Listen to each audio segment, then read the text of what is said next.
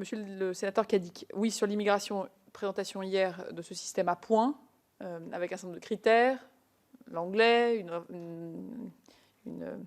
une offre d'emploi, un niveau de salaire minimum, bon, bref, un certain nombre de choses qui montrent bien qu'effectivement, l'objectif recherché, annoncé pour le moment, c'est bien de donner place à une immigration légale de travailleurs qualifiés et non plus. Voilà. On a en tête que 70% des Européens aujourd'hui sur le sol britannique, avec le système tel qu'il est présenté, qui n'est pas accepté pour l'instant, mais tel qu'il est présenté, n'auraient pas pu rentrer.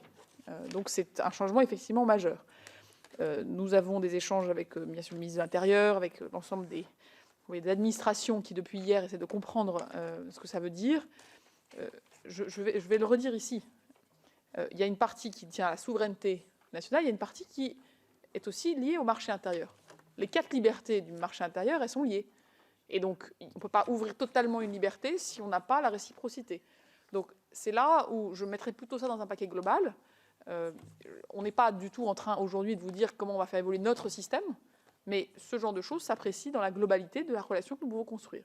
Et donc, nous suivrons particulièrement avec vigilance aussi ce que ça peut vouloir dire pour la frontière britannique gérée sur le sol français, pour Calais, pour d'autres lieux. Tout ça, c'est des points sur lesquels nous allons être extrêmement vigilants, attentifs, et des échanges auront lieu de manière à la fois bilatérale et puis collective sur ce sujet. Un certain nombre de pays européens sont extrêmement... Nous avons peut-être la pêche comme point d'attention majeur. D'autres pays ont ce système nouveau d'immigration particulièrement de manière attentive dans leurs discussions nationales.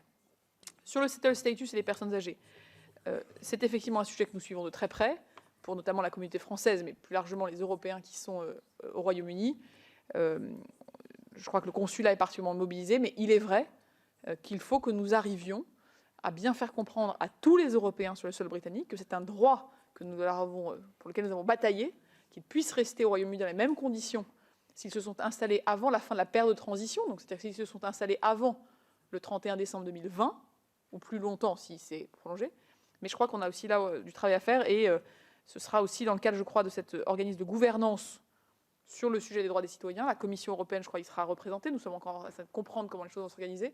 Mais nous sommes extrêmement vigilants pour que nous assurions sur ce point-là un travail collectif européen qui soit à la hauteur des attentes des citoyens qui sont sur le sol britannique installés et à qui donc on doit assurer réellement la protection de leurs droits.